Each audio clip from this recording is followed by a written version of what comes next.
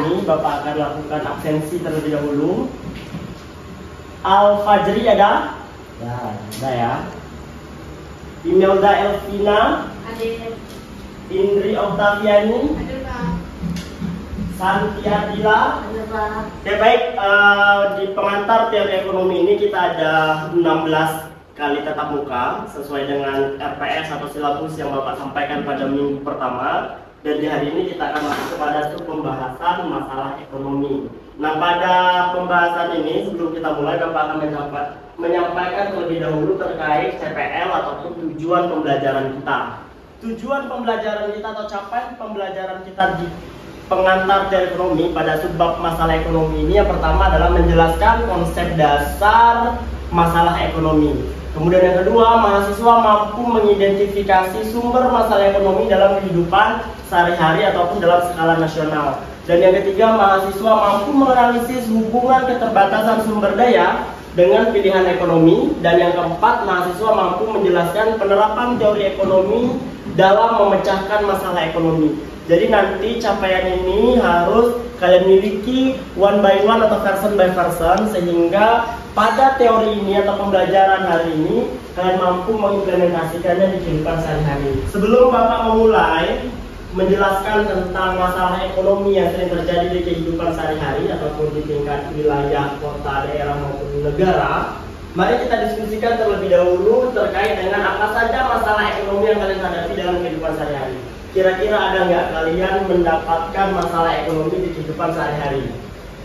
Apa kira-kira masalah ekonomi yang sering kalian hadapi sehari-hari? Belanja. Ada lagi? Jualan. Apa lagi? Masalah uang mungkin?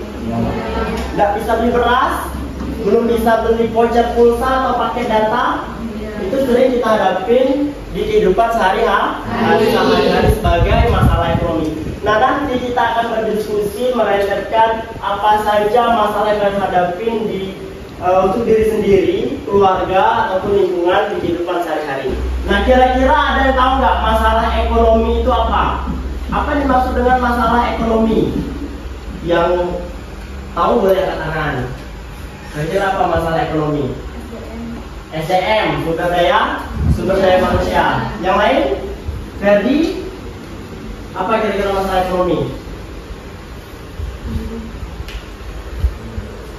Duit, pokoknya masalah ekonomi ini berhubungan dengan duit. Intinya masalah ekonomi itu duit.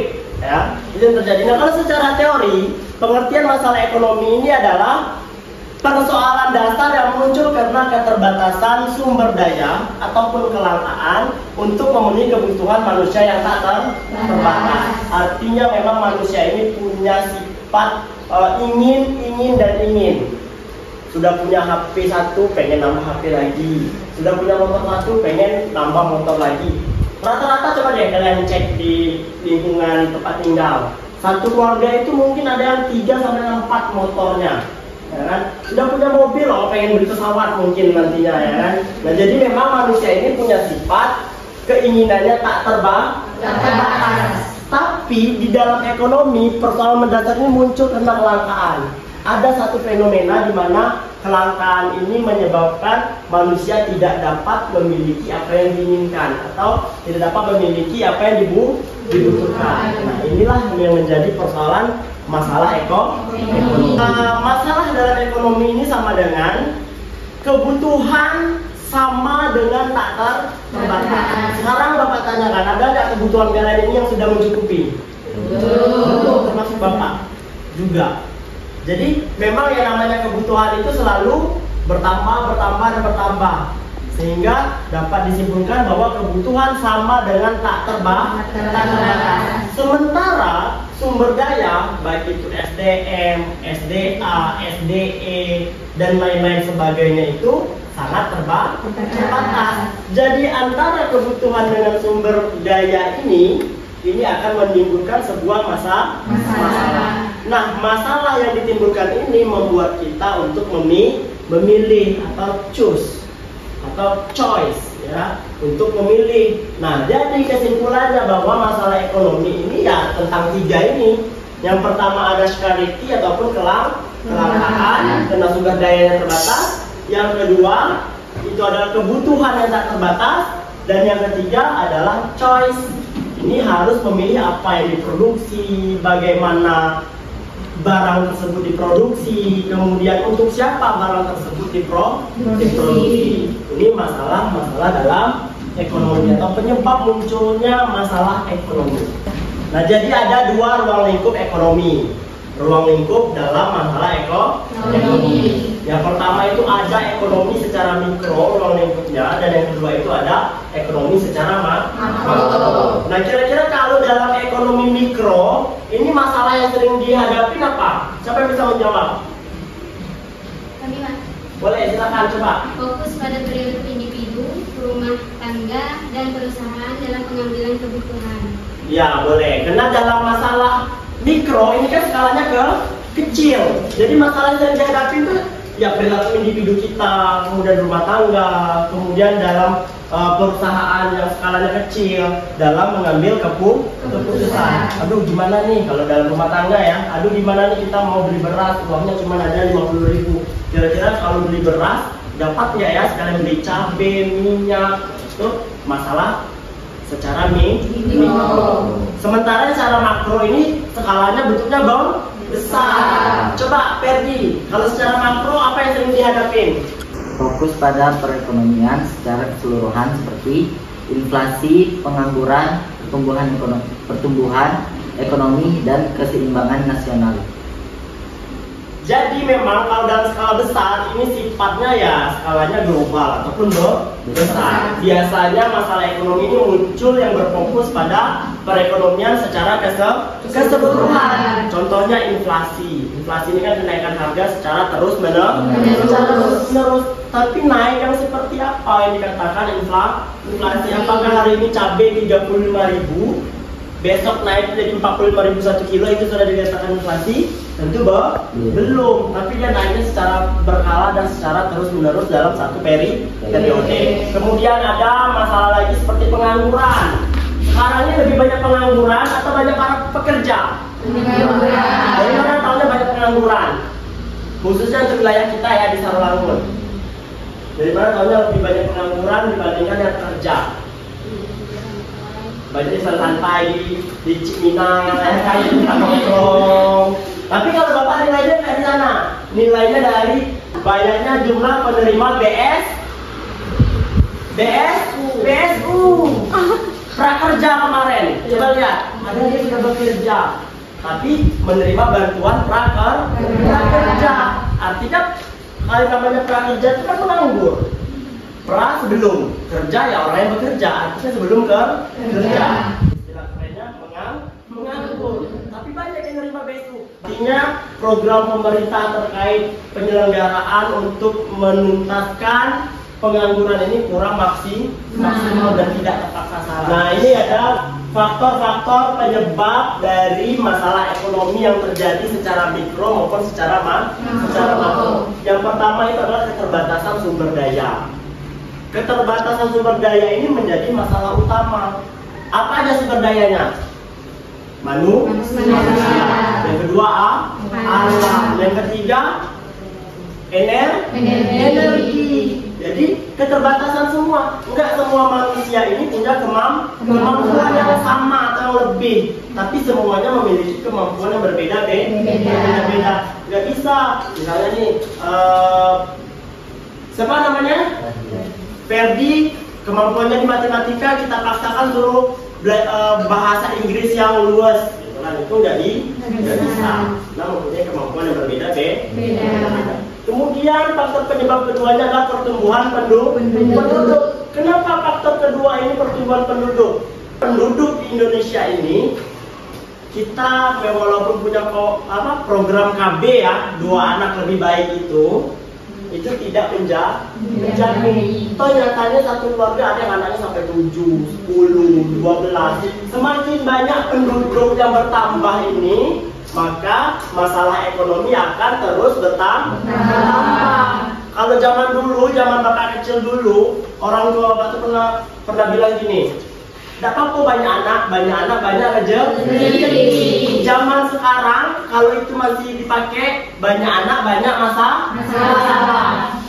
Mulai biaya sekolah mahal, ya kan, walaupun ada program gratis 12 tahunnya, tapi tetap aja embel-embel pendidikan tuh banyak, SPP lah, baju lah, terus buku, terus banyak lagi yang lain pokoknya. Ya, jadi ini juga menyebabkan masalah ekonomi. Yang ketiga, distribusi tidak merata.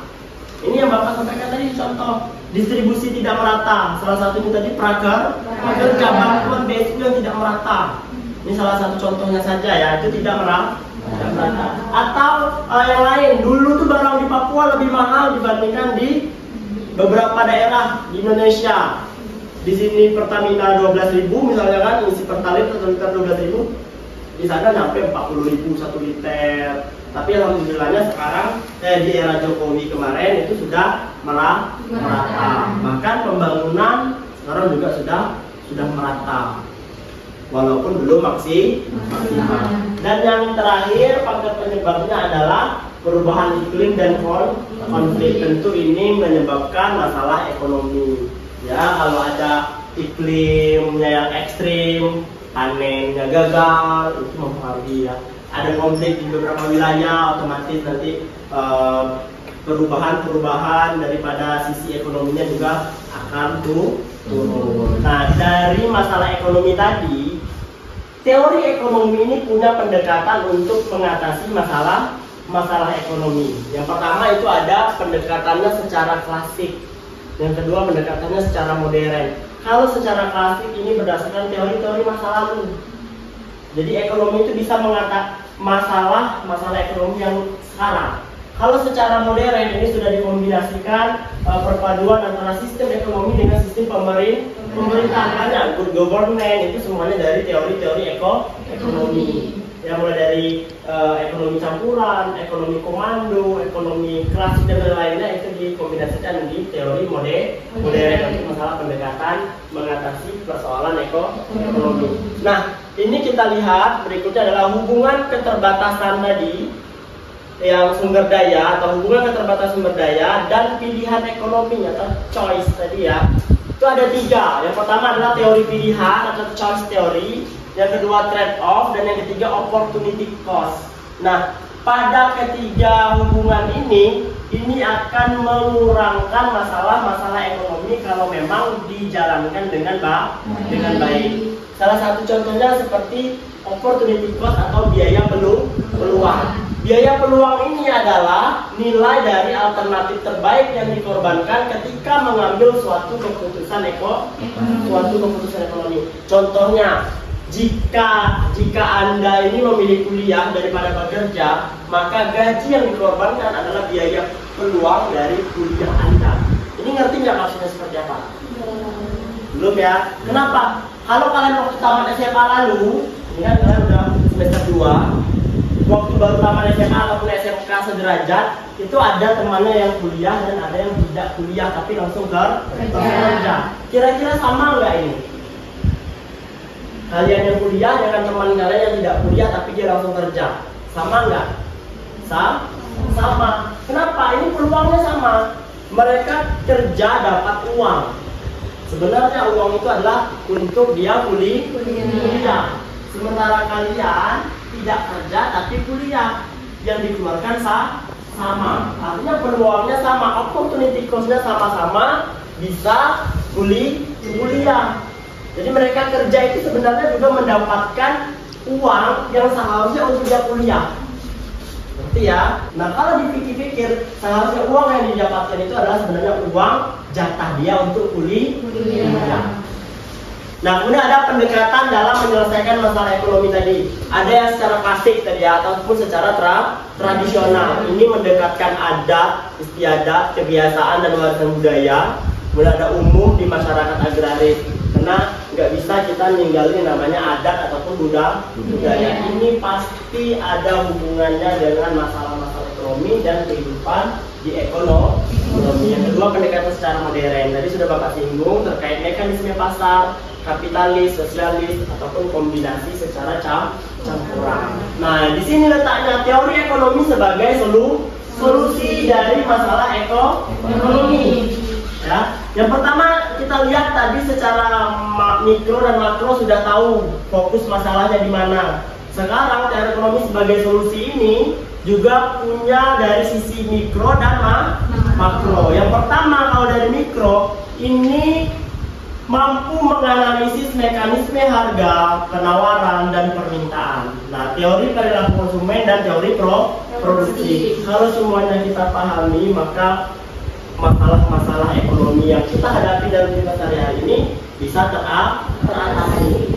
Yang kedua, kalau masalahnya dari sisi makro, yang dari pertumbuhan penduduk, pertumbuhan ekonomi, inflasi dan lain sebagainya, itu hanya ada dua untuk sebagai solusinya dari teori ekonomi. Yang pertama adalah kebijakan fiskal, yang kedua kebijakan moneter. Kalau dari kebijakan fiskal kita dapat mengupayakan dari sisi pajak, belanja pemerintah, dan lain-lain sebagainya. Sementara dari sisi moneter atau kebijakan moneter ini seperti suku bunga, jumlah uang beredar, uang mana yang harus ditarik dari peredaran, itu sebagai solusi dalam masalah ekonomi secara makro. Oke, kira-kira sampai di sini ada yang mau bertanya atau ada yang perlu kita diskusikan? Udah dapat dipahami ya? Oke, kalau sudah dapat dipahami, waktunya kita kuis. Nah, jadi di sini ada contoh kasus. Kuis ini akan kalian bahas dalam 1 minggu ke depan.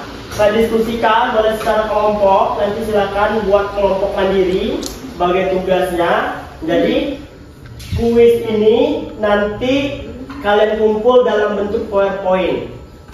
Kita akan bahas tadi kasus tentang kenaikan harga BBM di Indonesia. Ada dampak dan analisisnya. Kalau kita lihat dari sisi dampak, harga barang, transportasi dan logistik itu naik. Harga barang, transportasi dan logistik naik, maka inflasi akan meningkat. Kemudian analisis mikronya, ini konsumen, para pelaku konsumen, para konsumtif itu akan mengurangi konsumsi barang sekunder. Sedangkan secara makronya, pemerintah akan menyesuaikan subsidi BBM dan memberi bantuan. Nah, ini yang perlu kita diskusikan adalah bagaimana kebijakan fiskal dan moneter dapat menstabilkan perekonomian Indonesia. Nah, sebagai penutup, ini ada refleksi dan diskusi kelas tentang masalah ekonomi. Yang pertama, apa saja masalah ekonomi yang Anda hadapi dalam kehidupan sehari-hari? Yang kedua, bagaimana Anda membuat keputusan ekonomi dalam keterbatasan uang dan waktu? Ini yang sangat penting. Kalau kita merasa uang kita cukup ataupun pas-pasan, waktunya juga enjoy time, ya jangan banyak jangan banyak perangai kalau bahasa dusun itu. Ini catatannya. Selain tugas secara kelompok, Bapak akan berikan kalian tugas secara individu, di mana tugas kalian ini adalah membuat sebuah video TikTok dengan durasi 1 sampai dengan 2 menit yang berisikan konten mengajak orang ataupun menginformasikan bahwa belajar ekonomi itu penting. Sekreatif mungkin, seinovatif mungkin, diupload di TikTok masing-masing, kemudian di tag di akun TikTok dosen TikTok, itu TikTok Bapak, nanti Bapak akan nilaikan di sana. Tidak ada yang boleh menggunakan fitur berbayar ya. Jadi kita akan lihat like-nya, komennya itu secara normal saja. Kalian boleh share ke teman-teman lain yang di luar kampus ini. Bisa dimengerti? Bisa.